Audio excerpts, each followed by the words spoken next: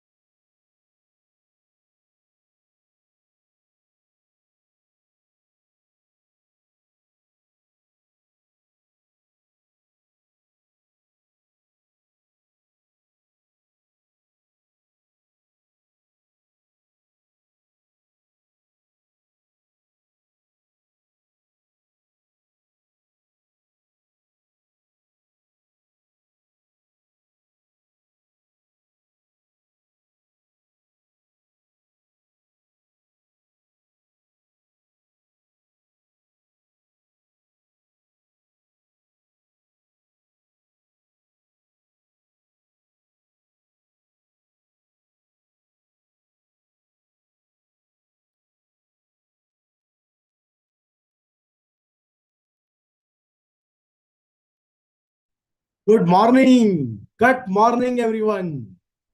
How are you? कैसे हैं आप सब लोग?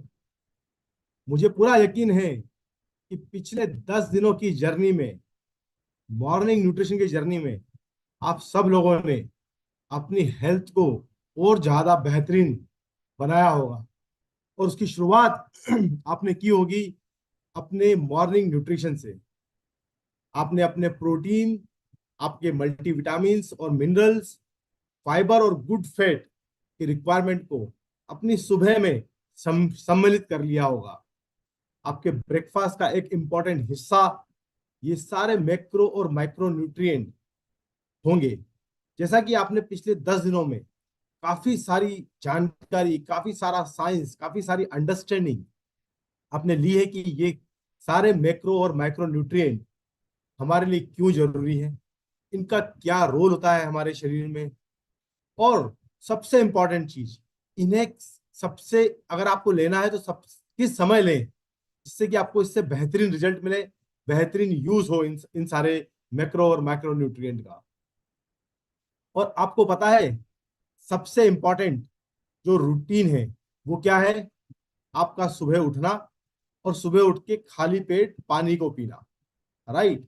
और जब आप सुबह उठ के पानी पीते हैं तो मैंने अपनी लाइफस्टाइल में, क्योंकि कैसे मैं अपने पानी को भी न्यूट्रिशियस बनाऊं, उसका मैंने अपना एक प्रोसेस इजाद किया हुआ है। तो मैं अपना जो वाटर है, जो फर्स्ट मॉर्निंग वाटर है, उसके अंदर अपने फाइबर को, न्यूट्रलाइट फाइबर को ऐड करके रखता हूँ, सो दैट कि जैसे ही मैं सुबह उठूं मैं सबसे पहले वो पानी पीऊं जो कि ऑलरेडी न्यूट्रिशियस हो चुका है विद द फाइबर। और आपने ये भी देखा जब हमारे सेशंस हुए फाइबर के ऊपर, कार्बोहाइड्रेट पे, कि कैसे फाइबर का एक बहुत इंपॉर्टेंट रोल है आपकी गट के हेल्थ को, गट के बैक्टीरिया को हेल्दी बनाने में। क्योंकि फाइबर क्या है? आपके गट के बैक्टीरिया का खाना है। तो बिफोर, जिससे पहले कि मैं अपने आप को कुछ और दूं, मैं इंश्योर करता हूं कि मेरे गट के बैक्टीरियाज को उनका खाना मिल जाए। और उसके बाद ऑफ कोर्स मेरी जो रूटीन है वो शुरू होता है प्रोटीन से, डेली मल्टीविटामिन मल्टी मिनरल से, और हेल्दी फैट ओमेगा के साथ। तो मैं आपसे पानी के ऊपर क्यों चर्चा कर रहा हूं? क्योंकि आज का जो टॉपिक आने वाला है वो उसी इंपॉर्टेंट न्यूट्रिएंट का हिस्सा होने वाला है जो कि हाइड्रेशन है। पर बिफोर हम उस टॉपिक पर जाएं, I would like to invite doctor Shyam Ramakrishnan on the stage. Doctor Shyam Ramakrishnan जो है वो डायरेक्टर हैं इनोवेशन एंड साइंस के इंडिया और साउथ ईस्ट एशिया के। डॉक्टर श्याम की पीएचडी है टेक्सास यूनिवर्सिटी से, और उन्होंने अपना पोस्ट डॉक्टरल फेलोशिप किया हुआ है हार्वर्ड मेडिकल स्कूल से। और रोज सुबह आकर वो हमें इतने शानदार टिप्स देते हैं जिसके लिए कि मुझे लगता है, आई एम श्योर कि हम सब लोग अ, बिल्कुल ईगरली वेट कर रहे होते हैं कि आज क्या नया नॉलेज मिलने वाला है। तो मैं उस नॉलेज के लिए डॉक्टर श्याम को इनवाइट करूंगा। Doctor Shyam, over to you. Thank you Arjun and नमस्कार, गुड मॉर्निंग सबको मेरे तरफ से। अर्जुन, आपके हैबिट्स सुनकर मैं तो बहुत खुश हो गया। मुझे पता था कि आपका हैबिट्स, मुझे मुझे ये नहीं पता था कि आप फाइबर पानी में डालकर पीते हैं। That's a great idea. मैं तो वो तो शुरू करने वाले अभी। तो मेरा हैबिट्स है सिर्फ गर्म पानी पीना, वो है मेरा फर्स्ट स्टेप। पर लेकिन आपका हैबिट बहुत शानदार है, बहुत पसंद लगा मुझे। थैंक यू अर्जुन जी, आपका इंट्रोडक्शन से। आप आज आज है एक वेरी इंपॉर्टेंट टॉपिक, हाइड्रेशन। और हमारे साथ है विवेक पराशर, जो हमें आज हाइड्रेशन के बारे में बताएंगे। लेकिन जरा इंट्रोडक्शन कर दो विवेक का। विवेक है इनोवेशन साइंस के लीडर, एनालिटिकल एनालिटिकल लीडर है। वो कहीं तरह वो बहुत एक्सपीरियंस्ड है फूड टेक्नोलॉजी, फूड एनालिसिस में, सप्लीमेंट एनालिसिस में। और उनके ग्रुप गुड़गांव में है। और उनको सब सब चीज की पता है, क्वालिटी के बारे में, क्वालिटी कैसे करना है और रिसर्च करने कैसे करना है। सो मैं तो बहुत खुश हूँ कि वो आज हमारे साथ है। और उनका कुछ खुद का प्रेरणा है कि मैं कैसे मेरा हेल्थ सुधारूं। तो मैं बहुत खुश हुआ कि वो आज हमारे साथ है हाइड्रेशन के बारे में बात करने। तो लेकिन विवेक आने से पहले मेरा आज का एक एक फेवरेट टॉपिक है। मैं इसके बारे में बहुत दिन से सोच रहा था, मैं कैसे बताऊँ आपको इसके बारे में, क्योंकि हम हर हर हर दिन हमारे दिनचर्या के बारे में बात कर रहे थे। इसका मतलब है कि हम सुबह क्या करते हैं, कब तक खाने हैं, लेकिन हमने कभी बिल्कुल डीप से एक चीज़ नहीं डिस्कस किया, वो है नींद या स्लीप। हम सब सोते हैं, वो सोने का हमारा हमारा हैबिट्स है, लेकिन वो इम्प्रूव कर सकते हैं। वो है मेरा आज का सोच। तो मैंने क्या किया, मैंने जरा रिसर्च किया उसके बारे में, और मुझे क्योंकि स्लीप कितना इम्पोर्टेंट, क्योंकि वो हमारे क्रोनोबायोलॉजी के ऊपर बहुत संबंध, गहरा संबंध है, उनका रिलेशनशिप बहुत स्ट्रांग है। क्योंकि हम उठते हैं और हमारे सर्काडियन रिदम शुरू होते हैं वहाँ हमारे ब्रेन के, और वहाँ से हमारे दिन के पूरे हार्मोन सब शुरू होते हैं। फिर रात को मेलाटोनिन होते हैं और हमें नींद आती है, राइट। तो हमें हमें नींद डिस्टर्ब करने के लिए बहुत चीज़ है। क्या सब है, हमारा टीवी है, बच्चे हैं, और फिर हमारे फोन्स है, सब हमें नींद से हमारे नींद चुराते हैं, राइट। तो उससे बचने के लिए हम तो स्मार्ट बनना पड़ेगा। लेकिन जरा रूल्स है स्लीप के लिए, मैंने इसके बारे में रिसर्च भी किया, बहुत सारे स्टडीज है स्लीप के ऊपर। तो क्वालिटी स्लीप के प्रोफाउंड इम्पैक्ट पर बात करेंगे। तो पहले रूल है कंसिस्टेंसी। अच्छी नींद एक वाइब्रेंट हेल्थी लाइफ की फाउंडेशन है। तो रिसर्च कहती है कि सही मात्रा में नींद हमारे वेल बीइंग को ट्रांसफॉर्म कर सकते हैं। ओके, पहला रूल है कंसिस्टेंसी। इसका मतलब क्या है, स्टडीज दिखाते हैं कि जो लोग रेगुलर बेड टाइम मेंटेन करते हैं, उनकी हेल्थ बेहतर होती है।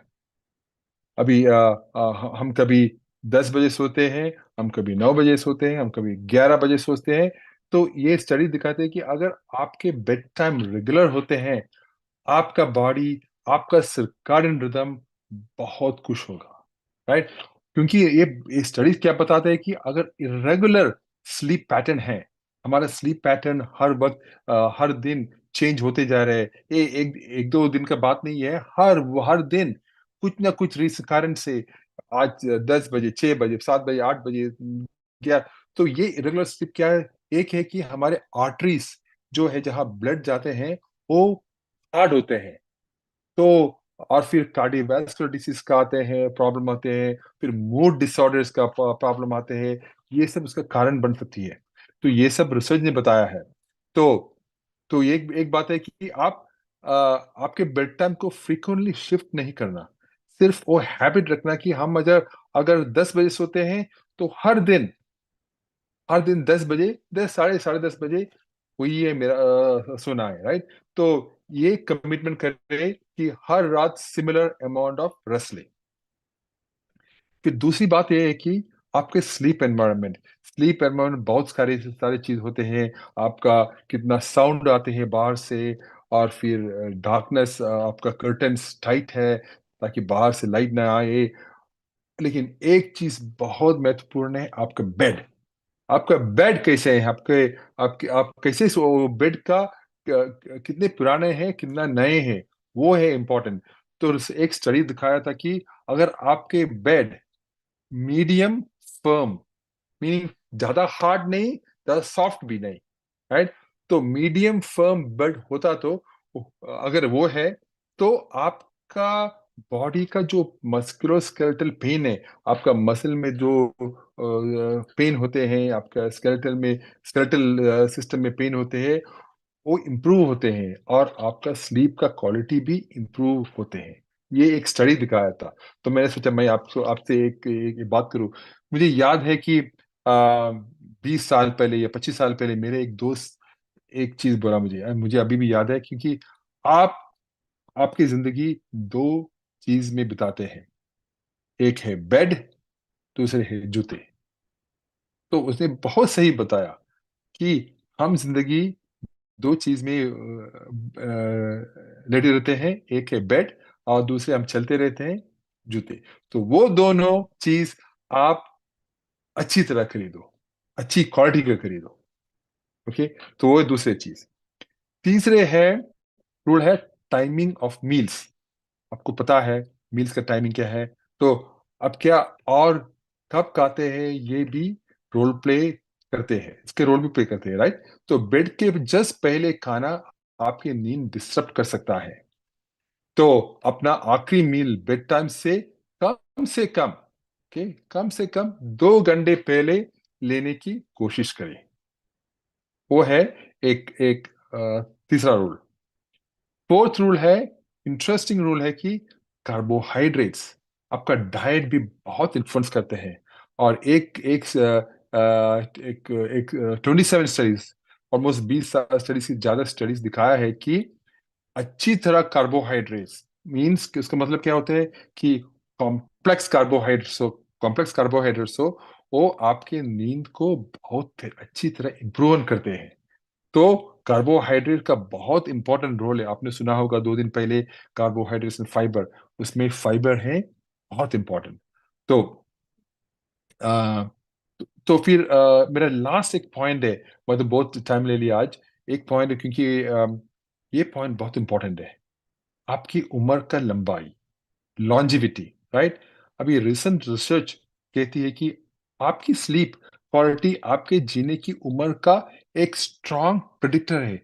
वो बताते हैं कि आपकी क्वालिटी अच्छी नहीं है, आपकी उम्र ज्यादा नहीं है। आपकी क्वालिटी अच्छी है, आपकी उम्र ज्यादा होगा। साइंटिस्ट ने 1 लाख से ज्यादा, 1 लाख से ज्यादा, 170,000 से ज्यादा लोगों का डेटा रिव्यू किया ताकि समझ सके कि आपके स्लीप बिहेवियर्स और हैबिट्स, सिर्फ कितना सोए नहीं वो नहीं, आपके स्लीप बिहेवियर्स और हैबिट्स आपके हेल्थ, डिसीज रिस्क और लॉन्जिविटी को कैसे अफेक्ट करते हैं, राइट। जो लोग अच्छे स्लीपर्स थे उन्होंने 5 साल ज्यादा जिया। 30% कम चांसेस था कि कोई कुछ रीजन, मरने के कोई रीजन का 30% कम हो गया। और ऑलमोस्ट 20% उनका कम था कार्डियोवैस्कुलर डिसीज के। और फिर 20% कम था उनके कैंसर से मरने के लिए। देखो, ये है स्लीप का इतना इंपॉर्टेंट इम्पैक्ट, राइट। तो मैं ये मेरा सोच खत्म करूंगा आज। इन कंक्लूजन सिर्फ मेरा यही है कि रेगुलर स्लीप पैटर्न्स को प्रायोरिटाइज करें, एक अच्छी मैट्रेस में इन्वेस्ट करें, मील टाइम पर ध्यान दे और एक हेल्थी डाइट मेंटेन करें। बस यही था मेरा सोच टीम। चलिए मिलेंगे अब हमारे प्यारे विवेक से। Vivek, stage is yours. Thank you doctor Shyam and thank you. Good morning आप सभी को। शुभ प्रभात, नमस्ते। डॉक्टर श्याम, आपकी की हुई सारी बातें मॉर्निंग न्यूट्रिशन को साथ लेते हुए अपनी हेल्थ एंड वेलबींग को बेहतर बनाने के हर दिन बताए हुए नुस्खे हम सभी की बहुत मदद करते हैं। Really thank you for all your research और अपने नॉलेज को हम सभी के साथ शेयर करने के लिए। आज मैं आप सभी के साथ एक ऐसे विषय को लेकर आया हूं जिससे आप फेमिलियर तो बहुत हैं, बट शायद उसकी छोटी छोटी बारीकियों को हम जान के भी नजरअंदाज करते हैं। ये विषय है हाइड्रेशन। मुझे अलाउ कीजिए मेरी शेयर करने के लिए कि मैं आपके विजुअल्स के लिए एक प्रेजेंटेशंस भी शेयर कर पाऊँ। Give me a minute.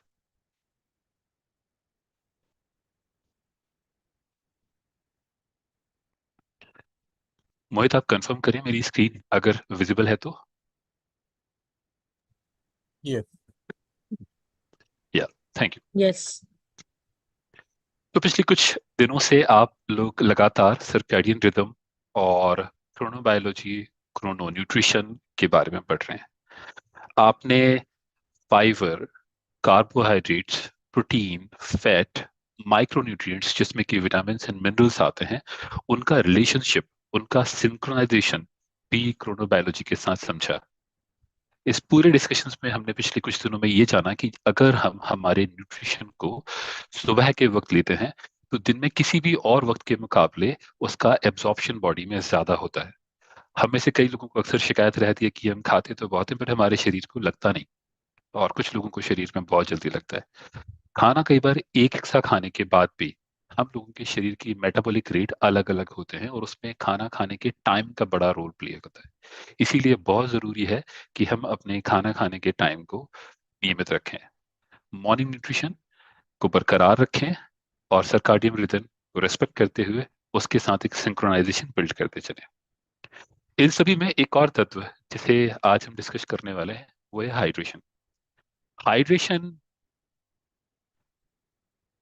Okay okay, first thing is, अच्छा पहले एक छोटी सी डेफिनेशन में फर्क समझते हैं। कई बार हम हाइड्रेशन को पानी समझते हैं और पानी को हाइड्रेशन समझते हैं, या कितना वाटर इनटेक किया। कई बार हमने वाटर इनटेक बहुत किया होता है पर हमारी बॉडी में हाइड्रेशन या हमारी बॉडी में पानी की पर्याप्त मात्रा फिर भी नहीं होती। आज इस पूरे डिस्कशन के दौरान हम ये समझेंगे कि हाइड्रेशन क्यों जरूरी है, हाइड्रेशन के माध्यम क्या है, किस वक्त हाइड्रेशन या किस वक्त हमारे लिए पानी पीना जरूरी है, पानी पीने के फायदे क्या हैं, हम हमारे पानी पीने के तरीके इम्प्रूव करने के साथ साथ हमारी स्लीप को कैसे बेहतर कर सकते हैं, जिसके बारे में आज डॉक्टर श्याम ने भी बात की। आप अपने पॉइंट्स नोट डाउन करते चलें क्योंकि ये लर्निंग्स आपके बहुत काम आने वाली है। सबसे पहला सवाल मेरा ये है कि आर यू ड्रंक इनफ? क्या आपने पर्याप्त मात्रा में पानी पिया हुआ है? वो लोग जो ड्रंक इनफ से उत्साहित हैं उनको मैं बताना चाहता हूँ कि आपकी इवनिंग पार्टी के बारे में नहीं है, ये है दिन भर आपकी पानी की मात्रा जो आपके शरीर में रहती है। प्लीज अपने चैट बॉक्स में मुझे बताइए, अपने चैट बॉक्स के थ्रू ये बताते रहिए कि क्या आप पर्याप्त मात्रा में पानी पीते रहते हैं। रमेश जी ने बताया यस, बहुत बढ़िया। और अगर मैं बात करूं हर उन लोगों के बारे में, अब्दुल्ला जी ने बताया यस, दुर्गा सर ने बताया yes, okay great, good to see these responses. अच्छा, जब हम बात करते हैं कि हम पर्याप्त मात्रा में कोई काम करते हैं, पर से हम पानी पर्याप्त मात्रा में पीते हैं, या हम पर्याप्त मात्रा में एक्सरसाइज करते हैं, या हम पर्याप्त मात्रा में पढ़ाई करते हैं, इस पर्याप्त की परिभाषा क्या है? आप में से कई लोगों के लिए परिभाषा इतनी होगी, आप में से कई लोगों के लिए इतनी होगी। कोई 20 यूनिट को पर्याप्त मानता होगा, कोई 30 यूनिट को पर्याप्त मानता होगा। तो ये सवाल करना और स्टैंडर्डाइज करना बहुत जरूरी है कि पर्याप्त कितना। इस पर्याप्त को अगर हम देखें, सबसे अगेन सेकंड सवाल मैं आपसे पूछना चाहता हूं कि कितना पानी आपके शरीर में पाया जाता है, आपके शरीर का कितना प्रतिशत भाग पानी से बना हुआ होता है? अपने चैट बॉक्स में प्लीज मुझे बताइए, मैं आपके रिस्पॉन्सेज का वेट कर रहा हूँ। ओके, आपने रंजन जी ने बताया 5 लीटर, ओके, ज्ञान दर्शन जी ने बताया 3 लीटर, गुड। हम सभी के लिए, जैसे हमने समझा, हम सभी के लिए पर्याप्त की परिभाषाएं अलग हो सकती हैं। आज हम पूरी डिस्कशंस के दौरान ये भी समझने की कोशिश करेंगे कि कितना पानी या कितना हाइड्रेशन हमारे शरीर के लिए जरूरी होता है। इसके लिए हम समझते हैं कि हमारे शरीर में पानी शरीर के भिन्न भिन्न अंगों में कितनी मात्रा में पाया जाता है। इन जनरल हम ये कहते हैं कि शरीर में पानी लगभग 60 से 80% तक पाया जाता है, जिसमें अगर हम बॉडी के पार्ट्स को डाइसेक्ट कर रहे हैं तो पाएंगे कि लगभग ब्रेन में 73% अमाउंट में पानी पाया जाता है, हमारे हार्ट में लगभग 73% पानी होता है, लंग्स में सबसे ज्यादा पानी लगभग 83% है, और किडनी में लगभग 79, लगभग 80% के आसपास। हमारा शरीर जिसमें मसल्स एंड बोन्स हैं उनमें पाए जाने वाले पानी की मात्रा लगभग 80% और लगभग 20 से 30% है। हमारी स्किन जो कि हमारी बॉडी का अपर सरफेस बनाता है उसमें भी लगभग 64 से 65% पानी है। इस पानी की मात्रा का भी शरीर और उम्र के हिसाब से, और इनफैक्ट डेमोग्राफी के हिसाब से, विश्व के अलग अलग हिस्सों में रहने के हिसाब से परिवर्तन आता है। जैसे जब इन्फेंट होते हैं, जब हम इस धरती पे आते हैं, बच्चे होते हैं, तब लगभग हमारे शरीर में पाए जाने वाले पानी की मात्रा 80% होती है, लगभग 78% होती है। जैसे जैसे हम उम्र में बढ़ते जाते हैं ये पानी की मात्रा का स्तर थोड़ा कम होता जाता है। इसके मूलतः 2 रीजन है, या कह सकते हैं 3 रीजन। जैसे हमारी बॉडी में बड़े होने के साथ बोन्स डेवलपमेंट ज्यादा होता है, मसल मास में भी कमी आती है। जब मसल मास में कमी आएगी तो मसल में हमने क्या देखा, लगभग 80% पानी पाया जाता है। अगर मसल मास कम होगा तो वाटर क्वांटिटी कम होती जाएगी।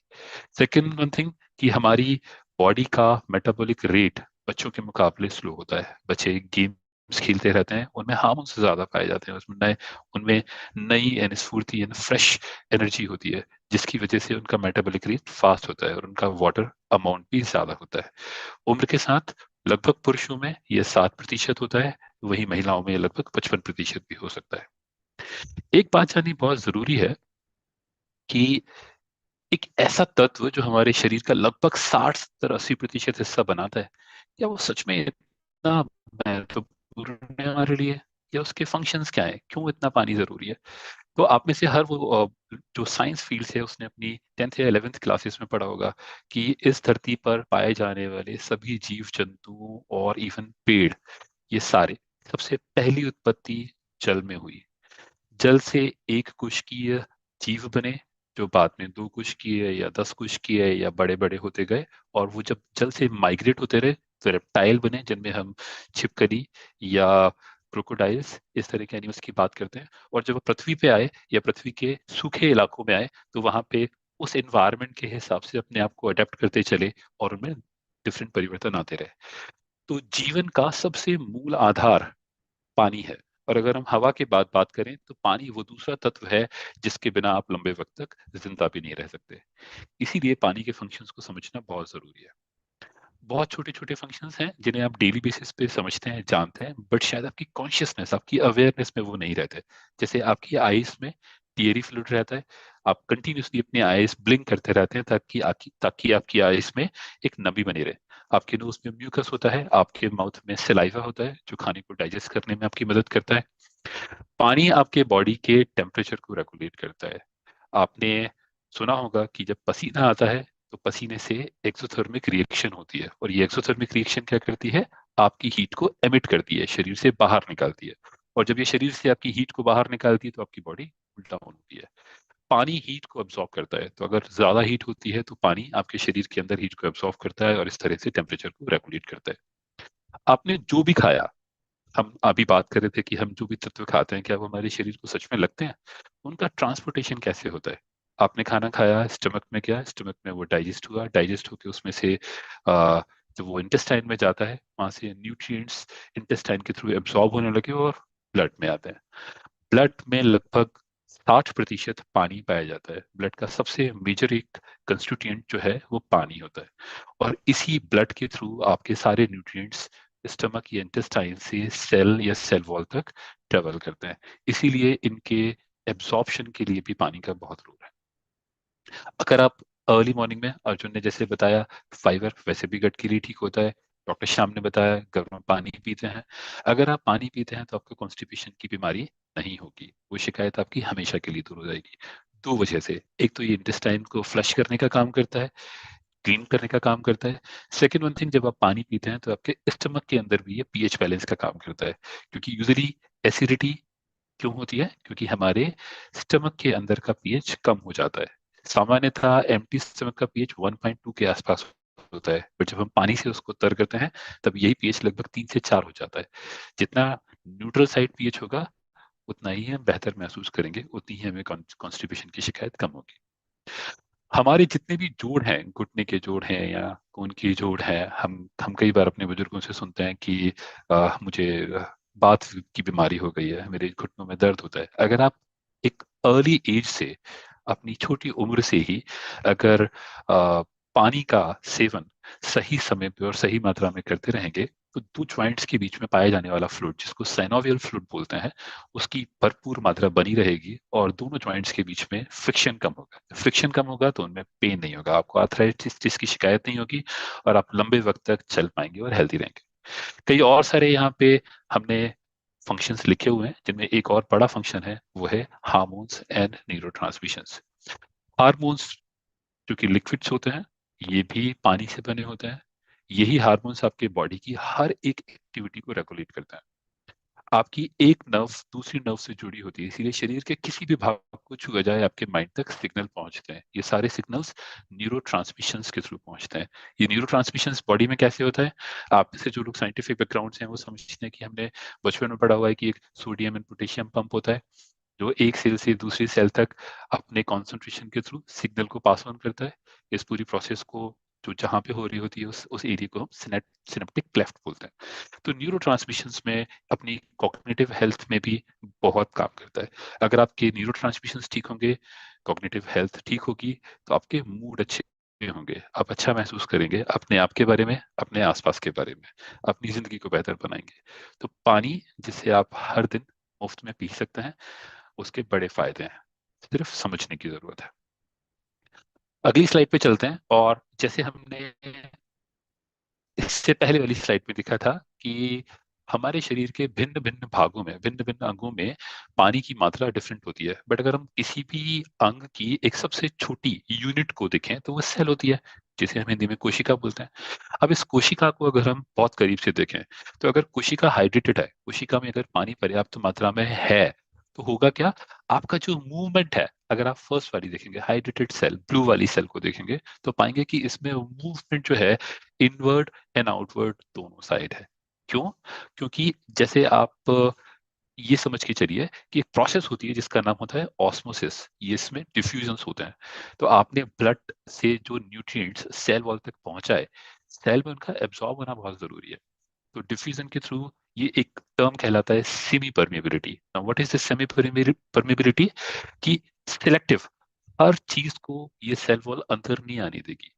एक सर्टेन रिएक्शन या एंजाइमेटिक रिएक्शन के साथ में सर्टेन मॉलिक्यूलर साइज को ये अपने अंदर आने के लिए अलाउ करेगी। तो अगर आपकी सेल वॉल हाइड्रेटेड होगी, तो आपके जरूरी न्यूट्रिएंट्स शरीर के अंदर या आपकी सेल वॉल के अंदर आ पाएंगे और आपकी सेल को एनर्जी मिलेगी।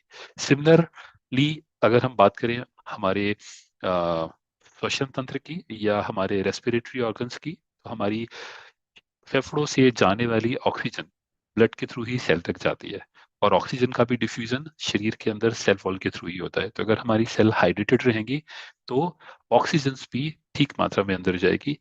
अच्छा, ये oxygen and nutrients cell wall के अंदर तो आ गए यहाँ पे। अब सेल वॉल के अंदर क्या होता है? उसके अंदर पाया जाता है माइटोकॉन्ड्रिया, जो सेल वॉल के अंदर इन सभी न्यूट्रिएंट्स को यूज करती है एनर्जी प्रोडक्शन के लिए। अब जब एनर्जी प्रोडक्शन होगा, तो कहीं ना कोई बाई प्रोडक्ट भी बनेगा। जैसे ऑक्सीजन के यूज करने के बाद कार्बन डाइऑक्साइड बनता है।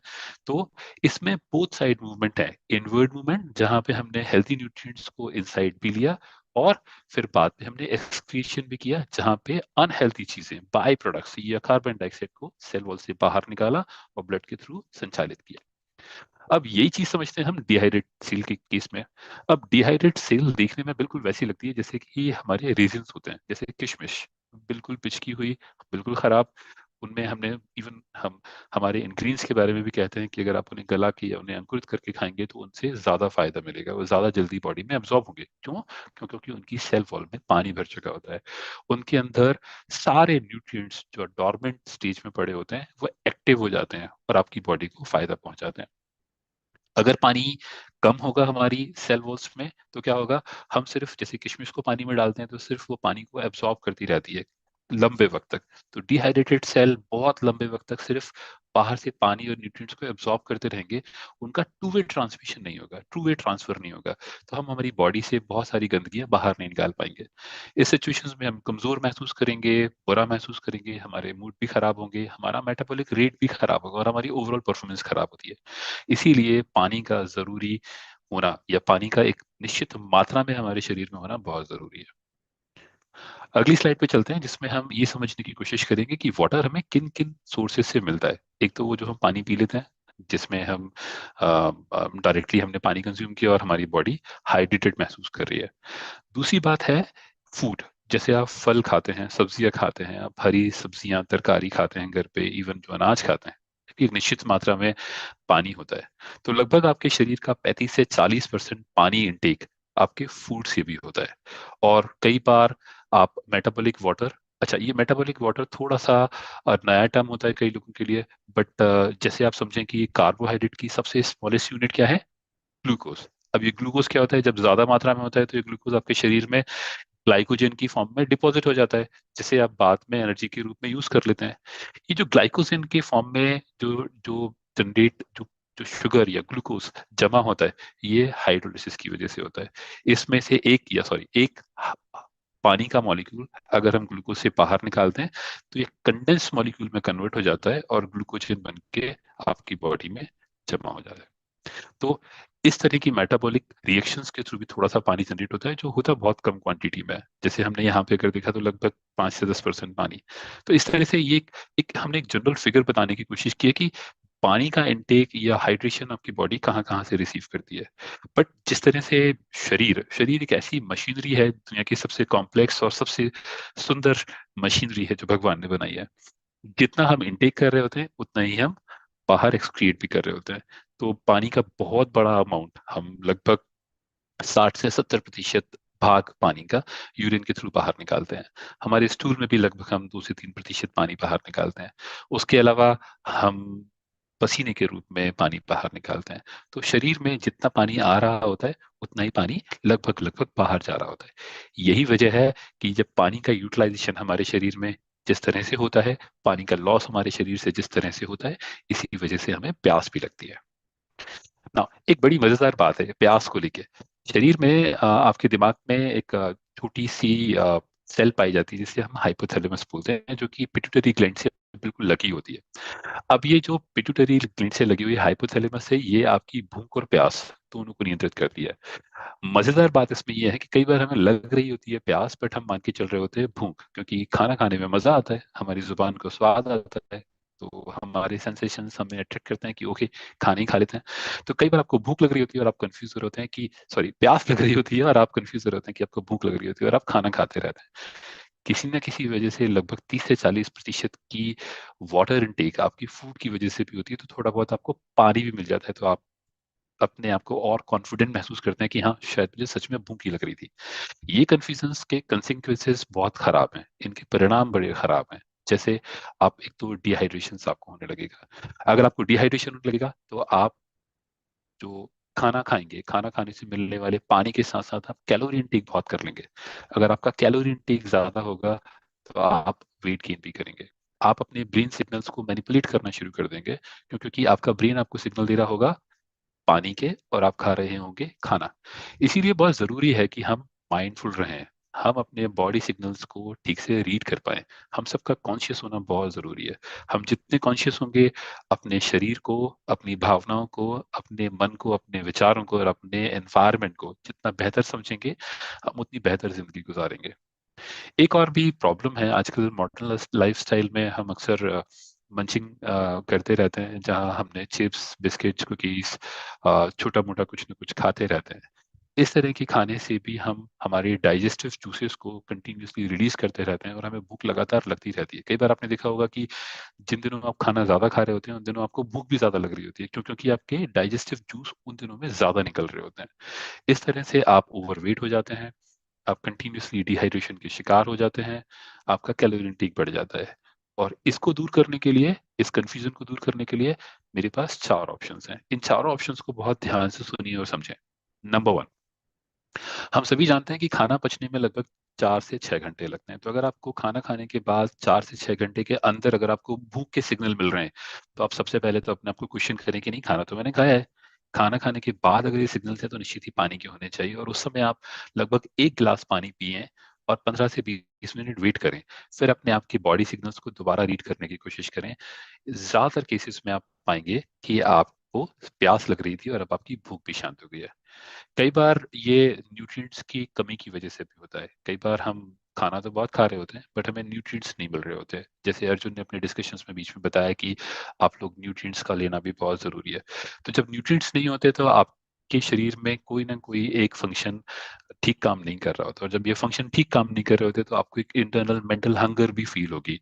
आप पेट से तो भरे होगे बट आपको कहीं ना कहीं फील रहेगा कि यार कुछ कमी है, और आप शायद उस कमी को पूरा करने के लिए खाना खाते रहेंगे। पानी पियेंगे, आपके ये सारे कंफ्यूजन्स दूर होंगे। रेगुलर हाइड्रेशन के लिए आप अपने पास में एक पानी की बोतल जरूर रखें। ये पानी की बोतल आपको फायदा देगी क्योंकि आप लगातार थोड़ा थोड़ा पानी पीते रहेंगे। माइंडफुल ईटिंग, अच्छा ये बड़ा बड़ा बड़ा पसंदीदा टर्म है। मेरे एक फ्रेंड के साथ मेरी बात हो रही थी और उसने कहा कि यार खाना खाने का मन कर रहा है। तो मैंने उससे कहा खाना तो थोड़ी देर पहले ही खाया था, कहने लगा हाँ वो पेट तो भरा हुआ है बट मेरा मन कर रहा है। एंड समहाउ बिकॉज वो एक साइंटिफिक कम्युनिटी से आता है, तो वो कहता है कि अरे ये तो माइंडफुल ईटिंग है, मतलब मेरा मन कर रहा है, मेरा मन कहता है खाने का, यही माइंडफुल ईटिंग है। नहीं, माइंडफुल ईटिंग का मतलब है हम कॉन्शियस हैं अपनी बॉडी से मिलने वाले सिग्नल्स को पढ़ने में और समझने में। जब आप अपनी आपकी बॉडी जब थकी होगी तो आपको सिग्नल देगी, बताएगी कि आप थके हुए हैं और आप आराम करना चाहेंगे। प्यास, भूख, थकान, नींद, ये आपकी सारी बॉडी के सिग्नल्स हैं। आप अपनी बॉडी के सिग्नल्स को ठीक से पढ़िए, अपने आप को डिस्ट्रैक्शन से बचाइए और ध्यान दीजिए कि आपकी ज़रूरतें क्या हैं। एक बड़ा अच्छा एक और एग्जाम्पल है, जब मैं कॉलेज के वक्त में या स्कूल के वक्त में मैं एनसीसी में हुआ करता था, उस समय इतने सेशंस नहीं होते थे, हमें इतनी अवेयरनेस भी नहीं थी, बट उस समय हमें हमारे सेशंस के दौरान या हमारी ड्रिल के दौरान ये बताया गया कि बड़ा अच्छा तरीका है पानी। यूजुअली लोग मानते हैं कि 8 से 10 ग्लास पानी पीना चाहिए, बट उसमें बताया गया कि आप अपने यूरिन करते वक्त अपने यूरिन के कलर को देख लें। अगर वो कलर आपका येलो आ रहा है तो आप पानी कम पी रहे हैं। अगर आपकी यूरिन का कलर पेल येलो या वाइट है तो आप पानी पर्याप्त मात्रा में पी रहे हैं। तो कुछ छोटे छोटे सिग्नल्स हैं, आप अपने आप को रीड करते चलें, ये आपकी काफी मदद करेंगे ये जानने में कि सच में आप भूखे हैं या प्यासे। अच्छा, अब अभी हमने थोड़ी देर पहले बात की कि पानी कितना। तो एक इंस्टीट्यूट जो कि हैदराबाद में है जिसका नाम है नेशनल इंस्टीट्यूट ऑफ न्यूट्रिशन, ये भारत के आरडीएस रिकमेंडेड डेली अलाउंसेस को डिफाइन करता है। किसी भी प्रोडक्ट, चाहे वो अनाज हो, दालें हो, या कुक्ड फूड हो या वाटर हो, उन सभी की न्यूट्रिटिव वैल्यूज क्या होती हैं, उनकी एनालिसिस करके स्टैंडर्ड एस्टेब्लिश करता है। तो एनआईएन की रिपोर्ट के हिसाब से वो कहता है कि लगभग 8 से 12 ग्लास पानी हमें पीना चाहिए। ये एक जनरल स्टेटमेंट है जो पूरी इंडियन पॉपुलेशन के लिए दिया गया है, बट इसमें भी और फर्दर कैटेगराइजेशन हो सकते हैं। जैसे आपकी बॉडी के 1 किलो, अगर 1 किलो की बॉडी है तो लगभग आपको 32 से 58 ml चाहिए। ऐसे मोटा मोटा अगर हम राउंड फिगर करें तो 30 से 60 ml के आसपास पानी चाहिए। मतलब अगर आपका वजन 100 किलो है तो आपको लगभग 3 लीटर से लेके 6 लीटर तक की पानी की जरूरत है। एवरेजिंग भी करें तो लगभग 4.5 से 5 लीटर पानी आपको पीना चाहिए। विमेन्स के लिए यही क्राइटेरिया लगभग 27 to 52 है। राइट।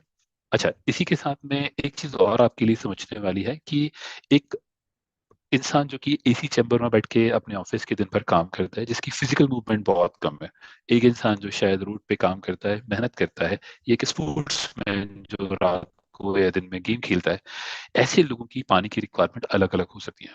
तो जब हम बात करेंगे 8 से 12 ग्लास पानी की, ये मिनिमम रिक्वायरमेंट है। लगभग इतना पानी, लगभग 2 से 3 लीटर पानी आपको पीना ही है।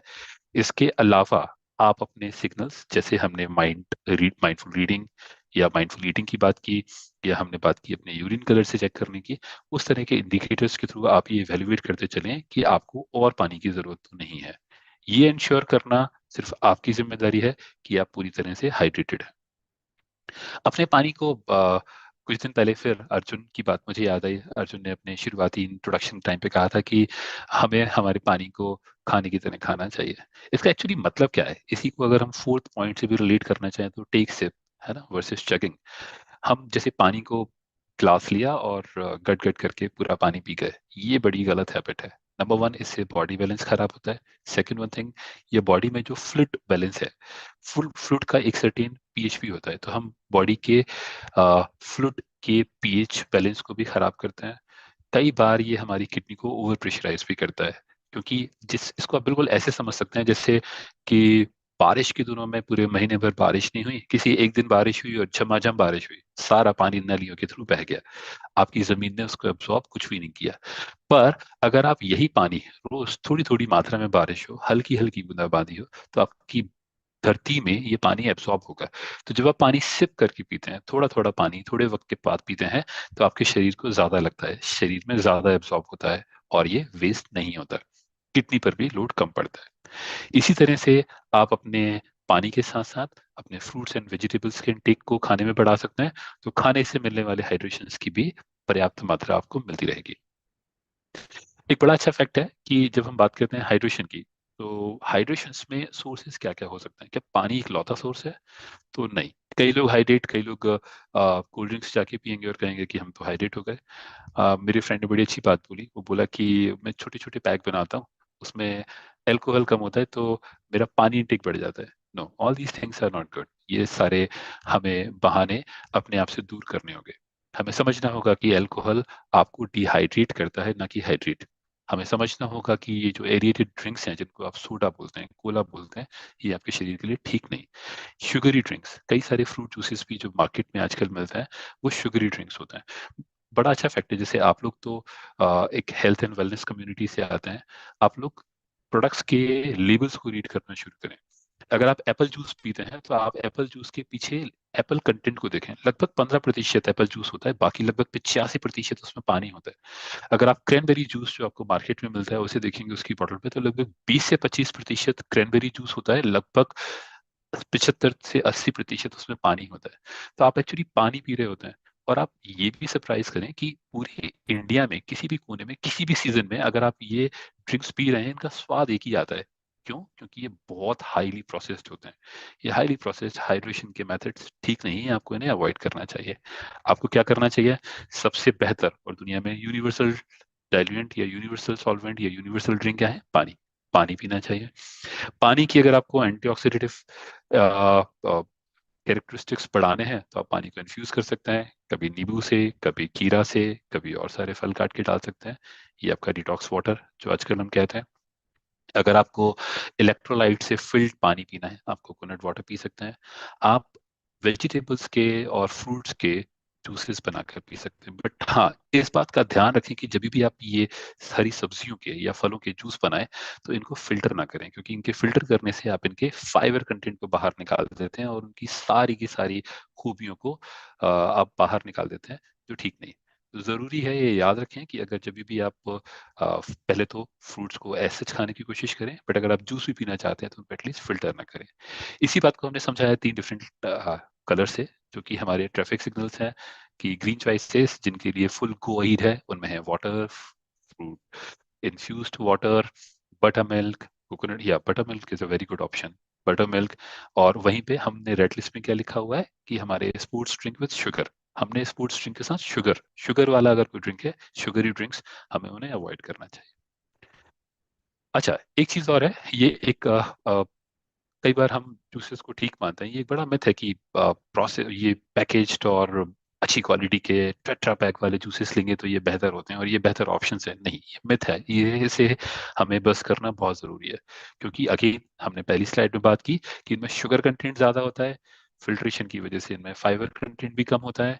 और जब इसमें फाइबर बचा नहीं तो इनमें बचेगा क्या? कई बार हम ये मान के चल रहे होते हैं कि जूसेस तो न्यूट्रिएंट रिच होते हैं, बट आपको ये मानना होगा कि जितने जूसेस फ्रेश होंगे उतने ही न्यूट्रिएंट रिच होंगे। ओवर द टाइम विटामिन जो है वो डिग्रेड होते जाते हैं, इनकी शेल्फ लाइफ कम होती जाती है। तो मानो कि आज एक फ्रेश जूस में 100 यूनिट विटामिन ए है, तो आज से 1 महीने बाद वो शायद 70 रहे, या 3 महीने बाद शायद वो 50 रहे, या हो सकता है 6 महीने बाद वो आते आते ना भी रहे। तो जितने पुराने आप जूसेस लेते रहेंगे उतने ही उनके अंदर न्यूट्रिएंट लॉस होते जाएंगे डिग्रेडेशन की वजह से। तो एक्चुअली में आप ले क्या रहे हैं? आप सिर्फ कैलोरीज ले रहे हैं, शुगर ले रहे हैं, ना आपने फाइबर लिया, ना आपने न्यूट्रिएंट लिया। तो इस तरह का ड्रिंक्स आपको अवॉइड करना होगा, आपको यहाँ पे माइंडफुल होना पड़ेगा। हमने भी थोड़ी देर पहले बात की थी कि हाइड्रेशन चार्ट, तो ये यूरिन एक अच्छा सिग्नल हो सकता है। आप इस चार्ट को हमेशा रेफर करें। इनिशियल 3 लाइन जो है जहाँ पे हम पेल येलो कलर या बिल्कुल लगभग ऑफ वाइट कलर से बात करते हैं, अगर आपकी यूरिन का कलर लगभग ऐसा सा होता है, आप ये मान सकते हैं ये आपको एक फर्स्ट प्रिलिमिनरी सिग्नल है जो आपको बताता है कि आप ठीक से हाइड्रेटेड है। अगर आपकी यूरिन का कलर डार्क होता जाता है या 4 to 8 की रेंज में किसी भी रेंज में फॉल करता है, तो आपको समझना होगा कि आप ठीक से पानी नहीं पी रहे हैं और आपके शरीर में पानी की कमी है, जिसे आपने इम्प्रोवाइज करना होगा। राइट? अच्छा, जब हम इतनी सारी बात कर रहे हैं हाइड्रेशन हाइड्रेशन हाइड्रेशन, तो एक चीज, हाइड्रेशन का अपोजिट क्या है? हाइड्रेशन का अपोजिट है डिहाइड्रेशन। डिहाइड्रेशन क्या होता है? गर्मियों के दिनों में हमें लू लग जाती है, लूज मोशंस होने लग जाते हैं, पानी में शरीर की कमी हो जाती है, शरीर में पानी की कमी हो जाती है स्पोर्ट्स के दौरान पसीने की वजह से। ये सारी प्रोसेसेस कहलाती हैं डिहाइड्रेशन। अच्छा, इनमें सिम्टम्स क्या क्या होते हैं? जैसे आप मुझे चैट बॉक्स में अगर बता सकें कि डिहाइड्रेशन के वो सिम्टम्स, अभी तो गर्मियों के सीजन चल रहे हैं, आप में से किसी ने कोई रिसेंटली एक कुछ सिम्टम्स आइडेंटिफाई किए हैं, तो प्लीज मुझे उनके बारे में जरूर बताएं। या please, I am just waiting for your responses here. Nice, yes, rightly said.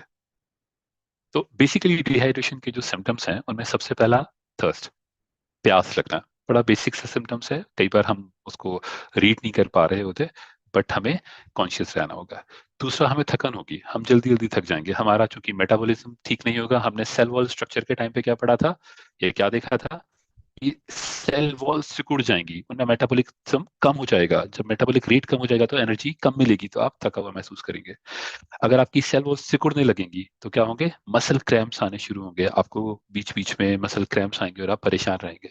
आपका यूरिन कॉन्सेंट्रेशन हाई हो जाएगा, आपको हीट स्ट्रोक, इन दिनों गर्मियों में अगर आप कहीं पे भी बाहर जाएंगे तो आपको हीट स्ट्रोक ज्यादा लगेंगे। आपको जब इतना सब कुछ हो रहा होगा तो निश्चित ही आप इरिटेट भी होंगे। आपकी ब्लड में सोडियम एंड पोटेशियम या बाकी सारे न्यूट्रिएंट्स का कॉन्सेंट्रेशन हाई हो जाएगा, जिससे आप ओवरवेल्म्ड महसूस करेंगे। और ओवरवेल्म महसूस करने की वजह से आप इमोशनली अनस्टेबल महसूस करेंगे, आपको हेडेक भी होगा। क्योंकि जब ब्लड गाढ़ा होता जाएगा तो आपका हृदय को धड़कने के लिए या ब्लड को शरीर के भिन्न भिन्न भागों तक पहुंचाने के लिए मेहनत ज्यादा करनी होगी, तो आपका हार्ट रेट भी बढ़ जाएगा, आपकी स्किन ड्राई होगी और आपकी आंखों में ब्लीचिंग होगी। ये सारे सिम्टम्स हैं। अच्छा, एक चीज हमें समझनी होगी, कोई भी इवेंट हो जाने के बाद हमें सिम्टम्स दिखाई देते हैं, क्या हमें सिम्टम्स तक का वेट करना चाहिए, या हमारे पास पहले से कुछ ऐसे इंडिकेटर्स होने चाहिए जो किसी इवेंट होने के पहले या इवेंट होने के वक्त पे हमें बता दें या हमें अलर्ट कर दें। तो अब हम बात करेंगे इंडिकेटर्स की। ये इंडिकेटर्स सिम्टम्स भी हैं, और अगर हम अर्ली स्टेज में इन्हें रीड कर पाते हैं तो ये हमारे इंडिकेटर्स हैं। पहला इंडिकेटर क्या है, थर्स्ट, प्यास, है ना। ये भी एक बड़ा तथ्य है कि जब तक आपको प्यास लगती है तब तक लगभग आप अपने बॉडी वेट का 2% फ्लूइड ऑलरेडी खो चुके होते हैं, तभी आपको प्यास लग रही होती है। आपके शरीर में हाइपोथैलेमस के पास जो पिट्यूटरी ग्लैंड है, वो एक डायूरेटिक, एंटी डायूरेटिक हार्मोन या एक लिक्विड सिक्रीट करती है, जो आपको बताती है, जो आपकी प्यास को रेगुलेट करती है, ये बताती है कि आप प्यासे हैं। बट ये एटीएच रिलीज कब होता है, जब बॉडी में ऑलरेडी पानी लॉस होना शुरू हो चुका होता है। तो आपने बहुत जरूरी है इस बात को समझना कि ये इंडिकेटर्स एंड सिम्टम्स आपको बहुत लेट बताते हैं। इंडिकेटर्स फिर भी काफी अर्ली ऑन, अगर हम कंपेरिजन करें सिम्टम्स से, तो काफी अर्ली ऑन आपको अवेयर करते हैं। आपको हल्की सी थकान और पसीना, ये आपको अवेयर करते हैं, आपको जगाते हैं कि आपके शरीर में पानी की कमी हो रही है, आप इस पानी की कमी की पूर्ति को जल्दी से जल्दी पूरा करें। अच्छा, हाँ, अब तक हमने बात की कि पानी हमें क्यों जरूरी है, हाइड्रेशन और पानी में क्या रिलेशन है। हमने सेल वॉल का स्ट्रक्चर देखा, पानी के भिन्न भिन्न भागों में वाटर कंटेंट कितना होता है वो देखा, हमारे सोर्सेज क्या हो सकते हैं, कहाँ से हम अपने आप को हाइड्रेट कर सकते हैं, डिहाइड्रेशन क्या होता है, डिहाइड्रेशन के नुकसान क्या होते हैं। बट अब तक हमने शायद ये नहीं पढ़ा कि पानी को, when do you think we should drink water. इसका भी आप मुझे उत्तर प्लीज बताइए। क्या हमें सुबह पानी पीना चाहिए, या दोपहर में पानी पीना चाहिए, शाम को पानी पीना चाहिए, या रात में पानी पीना चाहिए? प्लीज जल्दी जल्दी अपने चैट बॉक्स में कमेंट करके मुझे बताइए कि आपको दिन के किस वक्त में ये पानी ज्यादा पीना चाहिए। Let me check here. के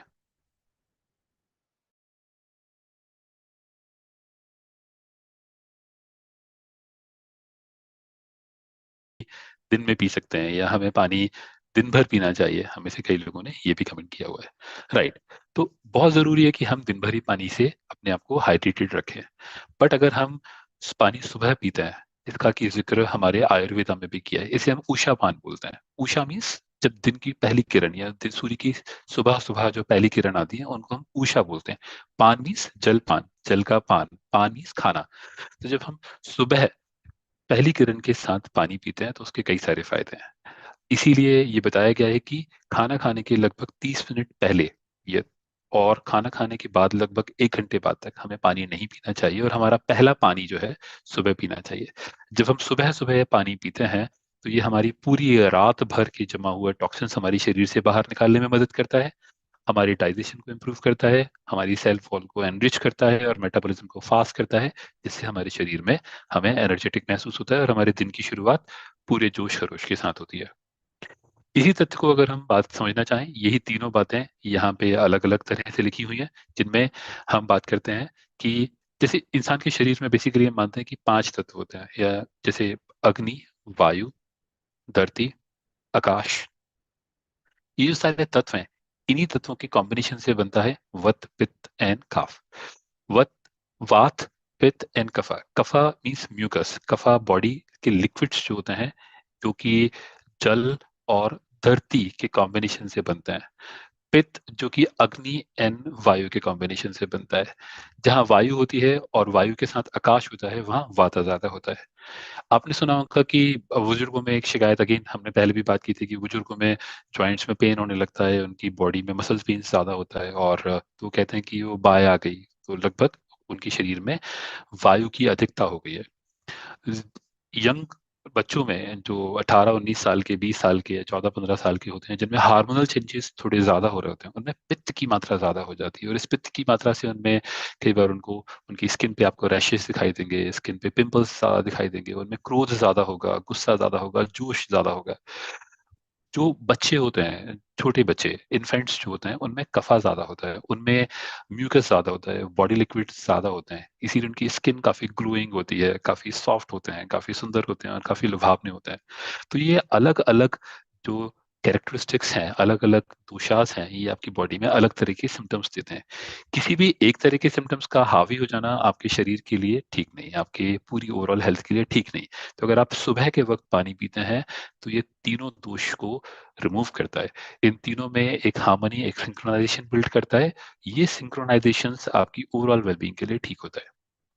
जठर अग्नि, जिसे हम कहते हैं पेट की आग, जो कि खाना पचाने में मदद करती है, अगर आपने सुबह अर्ली मॉर्निंग पानी लिया हुआ है, तो ये आपके डाइजेस्टिव सिस्टम को इम्प्रूव करता है, जठर अग्नि को बढ़ाता है।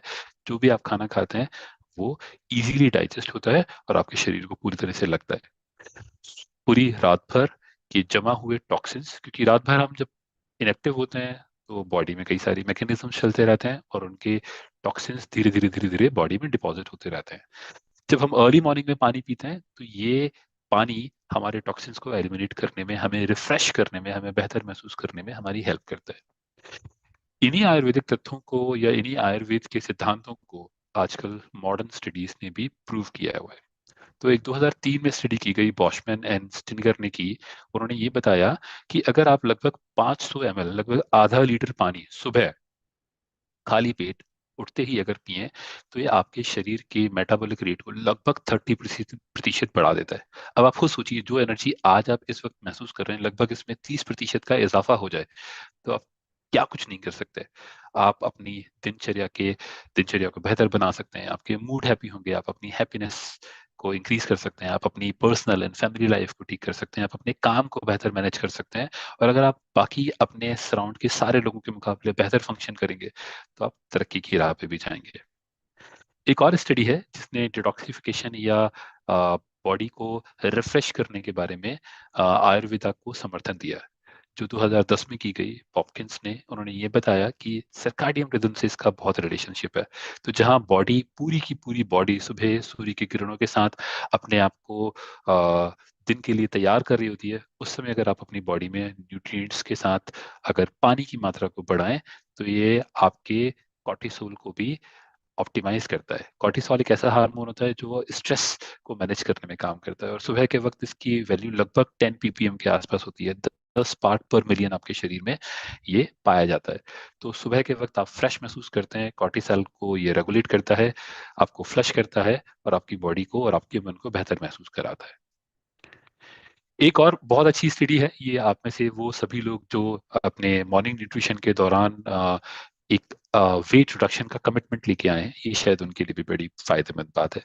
आप खाने के लगभग 30 मिनट पहले अगर आप 500 ml पानी ब्रेकफास्ट के दौरान, ये ब्रेकफास्ट से 30 मिनट पहले, लंच से 30 मिनट पहले, और डिनर से 30 मिनट पहले अगर आप लेते हैं, और ये लगातार अगर आप 8 वीक तक करते हैं, तो आपके बीएमआई को इम्प्रूव करता है, आपके बॉडी वेट को घटाता है, आपके विसरल फैट को कम करता है, और आपकी ओवरऑल एपेटाइट को रेगुलेट करके उसे ऑप्टिमाइज करता है। कम होगी तो उसे बढ़ाता है, और ज्यादा होगी तो उसे कम करके एक नियमित जोन में लाकर रखता है। तो आपकी ओवरऑल एपेटाइट एंड डाइजेशन को इम्प्रूव करता है। इन्हीं 3 सिद्धांतों के साथ हम हाइड्रेशन का सर्कैडियन रिदम के साथ भी एक रिलेशनशिप दोबारा से समझते हैं। अभी हमने पिछली काफी सारी स्लाइड्स में बात की कि दिन की शुरुआत के वक्त जब हमें एनर्जी की सबसे ज्यादा जरूरत है, जब हम बॉडी की नेचुरल साइकिल के साथ अपने दिन की शुरुआत करते हैं, उसी समय पानी का क्या जरूरत है, क्योंकि पानी हमारे मेटाबॉलिज्म को बढ़ाता है, हमारे एक्सक्रिएशंस को इम्प्रोवाइज करता है, हमारी बॉडी से टॉक्सिन्स को रिमूव करता है, बॉडी के टेम्परेचर को रेगुलेट करता है, हमारे कॉग्निटिव हेल्थ को, हमारे न्यूरो ट्रांसमिशंस को भी सपोर्ट करता है। तो अगर हमारा न्यूरो ट्रांसमिशन ठीक होगा, हमारा डाइजेशन ठीक होगा, हम एनर्जेटिक रहेंगे इन द मॉर्निंग, तो ये हमारी पूरी दिन भर की साइकिल को ठीक रखता है। और जब हम दिन भर एनर्जिक रहेंगे, काम करेंगे, मेहनत करेंगे, तो शाम को हम सुकून के साथ सो पाएंगे। क्योंकि हमारा, कई बार हम शरीर तो थका होता है बट हमारा मन हमारा साथ नहीं दे रहा होता, हमारे दिमाग में कई सारे ख्याल चल रहे होते हैं। क्योंकि जब आप प्यासे होते हैं, जब आपके शरीर में पानी की कमी होती है, जब आपके शरीर में तत्वों का कॉन्सेंट्रेशन ज्यादा होता है ब्लड में, तो आपका क्या होता है, आप ओवरवेल्म महसूस करते हो। हमने पहले भी बात की, आप जब ओवरवेल्म महसूस करते हो तो कई सारे इमोशंस और कई सारे ख्याल आपको पीछे से सराउंड करते रहेंगे, जिनकी वजह से आप सोना तो चाहोगे बट आप सो नहीं पाओगे। तो बट अगर आप में हाइड्रेशन अप्रोप्रिएटली होगा तो आपको रात को नींद भी ठीक आएगी। और अगर आपको रात को नींद ठीक आएगी तो डॉक्टर श्याम ने अपनी बात की शुरुआत में जो अच्छी नींद से जुड़े हुए 4 या 5 तथ्यों की बात की, वो सारे तथ्य आपके लिए सपोर्टिव रहेंगे, वो सारे तथ्य आपको सपोर्ट करेंगे, राइट। यही बात हम दोबारा से एक और स्टडी के थ्रू इसको इसको वैलिडेट करते हैं, वेरीफाई करते हैं। जो स्टडी की गई बेंटन एंड यंग ने, इन्होंने भी बताया कि अगर आप स्लीप बेहतर करना चाहते हैं तो अपने अपने आप को हाइड्रेट करना होगा दिन के दौरान। और जहां अच्छी स्लीप आपकी ओवरऑल मेटाबॉलिज्म को इम्प्रूव करती है, आपकी हाइड्रेशन को इम्प्रूव करती है, वहीं हाइड्रेशन भी स्लीप को कॉम्प्लीमेंट करता है। ये एक टू वे प्रोसेस है जिसमें स्लीप एंड हाइड्रेशन दोनों एक दूसरे को कॉम्प्लीमेंट करते हैं, सपोर्ट करते हैं और आपकी ओवरऑल हेल्थ एंड वेलबींग को सपोर्ट करते हैं, राइट। तो कुछ मेरी तरफ से टिप्स हैं। ये स्लाइड हम एंड करने से पहले मैं आपको बताना चाहता हूँ कि इस पूरी प्रेजेंटेशन या उस पूरी डिस्कशंस की कुछ समरीज, कि ऐसी कौन सी चीजें हैं जो हमें हाइड्रेट करने में हेल्प कर सकती हैं। सबसे पहली चीज, हम दिन भर पानी पीते रहें, थोड़ा थोड़ा पानी पीते रहें, एक साथ ना पिए, सिप कर करके थोड़ा थोड़ा पीते रहें। आप ये पी सकें इसीलिए आप अपने पास एक पानी की बोतल जरूर रखें, ताकि जब भी आपको लगे आप पानी थोड़ा सा पी सकते हैं।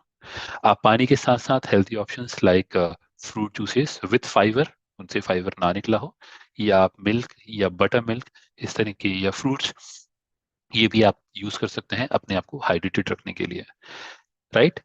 आप खाने के साथ में, आप खाना खाने के एटलीस्ट 30 मिनट पहले से पानी पीना बंद कर दें, और खाना खाने के बाद लगभग 1 घंटे बाद तक आप पानी ना पिए। और आप अपनी यूरिन और उसके कलर को धीरे धीरे लगातार दिन के दौरान चेक करते रहें। अच्छा, अब मेरी कुछ कुछ मेरी भी आपसे उम्मीद है। मैं इस पूरे डिस्कशंस के बाद ये चाहता हूं कि आप मुझे एटलीस्ट 1 या 2 ऐसे की टेक अवेज बताएं जिन्हें आज से आप अपनी जिंदगी में शामिल करेंगे, आज से आप अपनी जिंदगी में उन्हें अपना लेंगे। प्लीज चैट बॉक्स में आप अपनी साइड से मुझे लिख के बताइए कि ऐसे क्या की टेक अवेज हैं जो आप अपनी जिंदगी में आज से पूरी तरह से फॉलो करेंगे। या प्लीज, मैं वेट कर रहा हूँ आपके कमेंट्स का, राइट। मैं भी आपकी हेल्प करता हूँ इसमें। तो कुछ मैंने आपके लिए 5 की टेक अवे पॉइंट्स लिखे हुए हैं। Water reading, right, Badri ji ने लिखा है water reading. Okay, Pankaj ji लिखते हैं drink sip sip, sip by sip. Okay, Arun ji लिखते हैं taking water throughout the day. Ankit ji लिखते हैं regular drinking water. Okay, Santoshi ji लिखते हैं कि मॉर्निंग में लगभग 500 ml पानी। वेरी गुड, वेरी नाइस, बहुत अच्छे कमेंट्स हैं। मेरी तरफ से ये 5 की टेक अवे पॉइंट्स हैं जिन्हें आप नोट कर सकते हैं। जैसे सबसे पहली चीज, आप अपने दिन की शुरुआत पानी से करें। आप अपने पानी के रेगुलर इंटेक को बनाए रखने के लिए पानी की बोतल अपने साथ रखें और दिन में सिप सिप करके, एक सिप बाई सिप, थोड़ा थोड़ा पानी पीते रहें। खाना खाने के 30 मिनट और 1 आवर के बीच में वो पानी का गैप रखें। शुगरी ड्रिंक्स, एल्कोहल्स और प्रोसेस्ड लिक्विड्स को आप अवॉइड करें। और आप अपने पानी को खाने की तरह, जैसे खाने में आप पूरा आराम से चबा चबा कर आधे घंटे सुकून से खाना खाते हैं, वैसे ही आप पानी को भी बिल्कुल स्वाद ले लेके पिए। सच में, अगर आप पानी को आराम से सिप बाई सिप पियेंगे, आंख बंद करके महसूस करके देखें, पानी में आपको बड़ा स्वाद आएगा।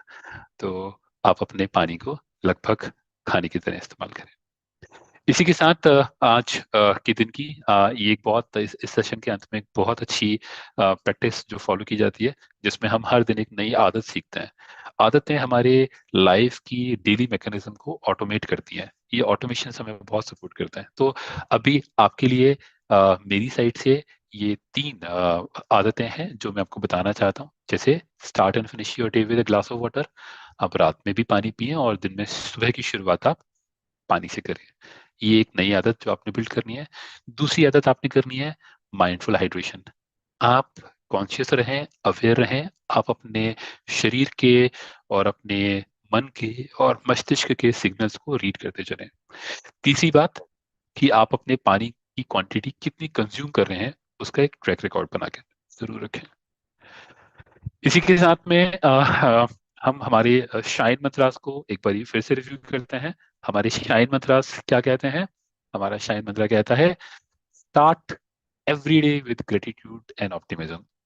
आप इस धरती पे हैं, ईश्वर का शुक्रिया अदा करें, अपने पूर्वजों का, अपने गुरुओं का, अपने कुल का, इस ब्रह्मांड का, पंच तत्वों का, सूर्य का, अग्नि का, अपने भोजन का, सबका शुक्रिया अदा करें। भगवान से कहें कि ये जिंदगी देने के लिए मैं आपका शुक्रगुजार हूँ।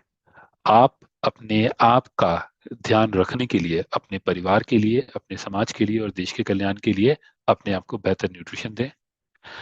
आप एक इंटेंशंस जो आज के आपके ऑब्जेक्टिव्स हैं, आज के आपके मकसद हैं, उनको क्लियरली डिफाइन करें।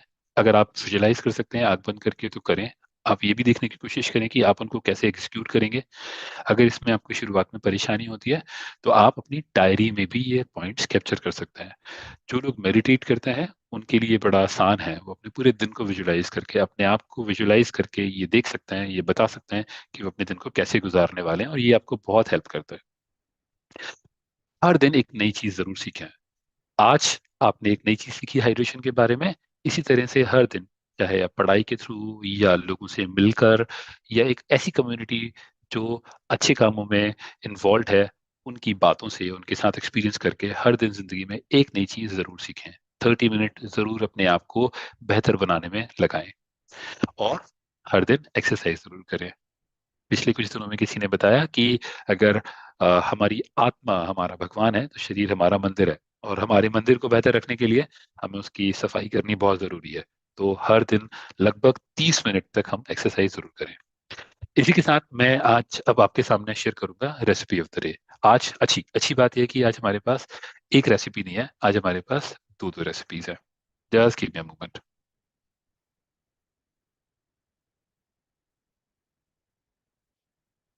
तो पहली रेसिपी का नाम है आलमंड सेफ्रन लस्सी। लस्सी गर्मियों के दिनों में लस्सी बहुत फायदेमंद है, ये प्रोबायोटिक की तरह प्रोबायोटिक है। तो इसमें काफी सारे, आपकी गट के लिए बड़ी हेल्दी है, स्वादिष्ट होती है, और इसको और स्वादिष्ट बना के और बेहतर बना के और न्यूट्रिशियस बनाने के तरीके हम देखते हैं।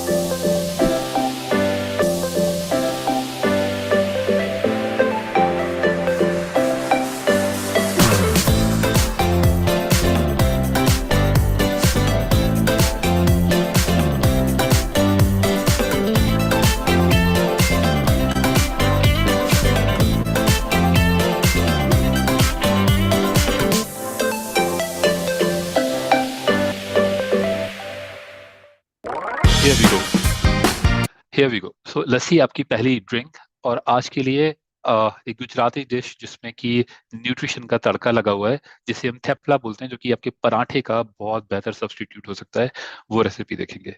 Here we go.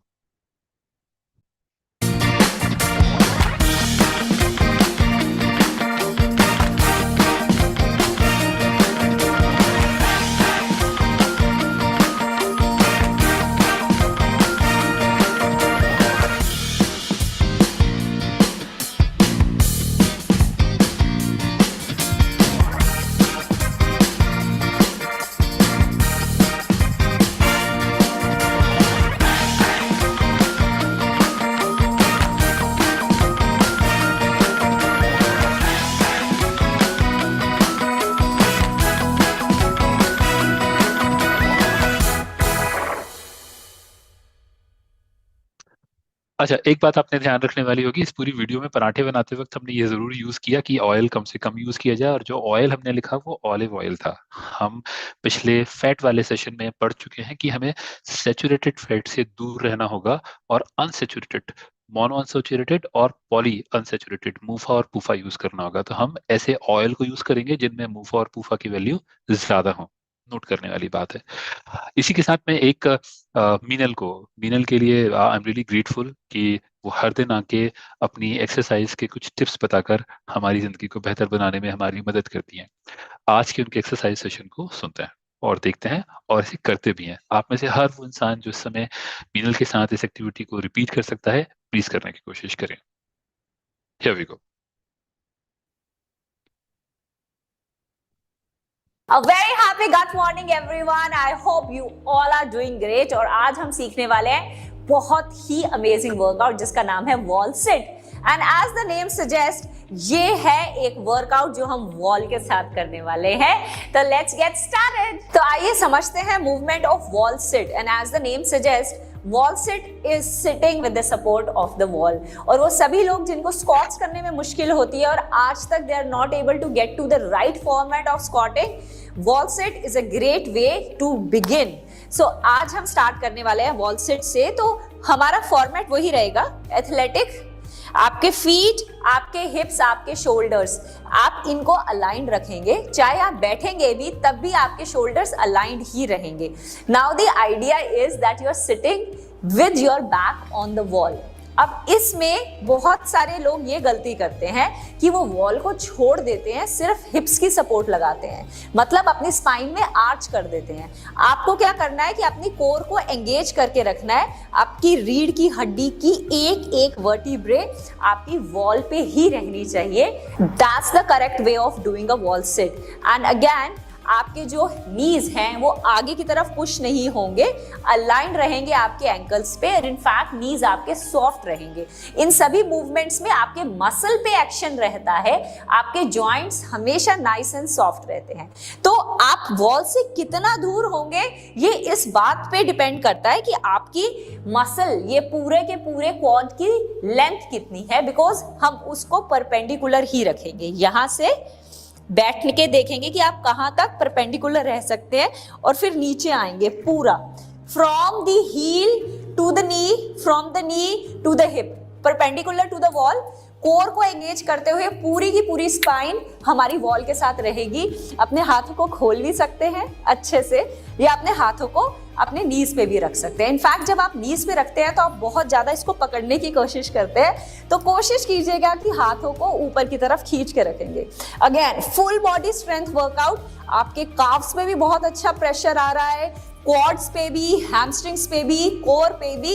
इनफैक्ट इस तरह से जैसे आपने हाथों को खोला है तो आपके शोल्डर्स के लिए भी बहुत इफेक्टिव है, आपके पोस्चर करेक्शन के लिए बहुत अमेजिंग मूव है। सो वो सभी लोग जो आगे की तरफ झुक जाते हैं अपने लैपटॉप्स पे या स्क्रीन्स पे, इस तरह की मूव से यू कैन अंडरस्टैंड कि आपका पोस्चर होना कैसे चाहिए। स्टार्ट करेंगे 30 सेकंड से। 30 सेकंड्स के लिए होल्ड कीजिए।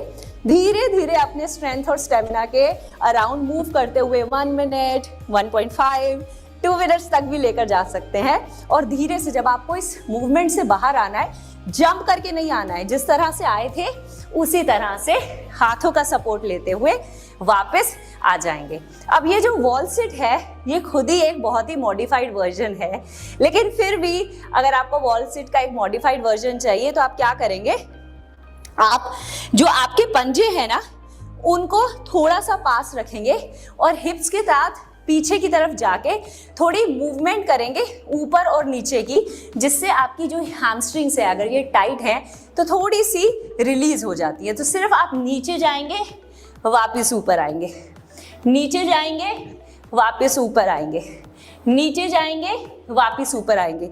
जब आप इस मूवमेंट को कर रहे हैं, मेक श्योर कि जो आपकी कमर है वो स्ट्रेट लाइन में अलाइंड है, कोर टाइट है, काव्स में, हैमस्ट्रिंग्स में, हर जगह आप इसकी स्ट्रेच फील करेंगे।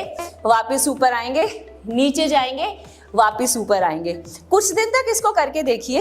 उसके बाद फिर जब आप नीचे जाएंगे यू विल फील कि आपके मसल्स सडनली ये सारा का सारा प्रेशर ले पा रहे हैं इजीली। एंड अगेन, आपको जरूरी नहीं है कि एकदम से 30 सेकंड से स्टार्ट करना है, 5-10 सेकंड से स्टार्ट कीजिए।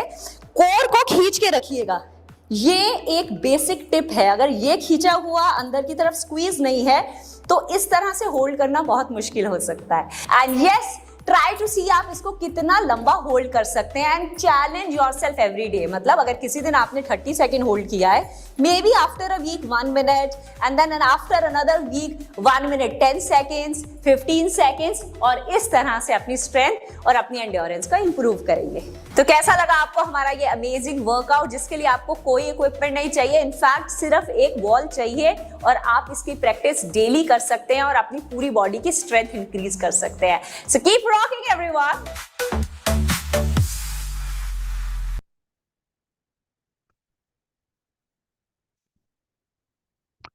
So thank you everyone for joining us. आप सबका दिन शुभ हो। धन्यवाद।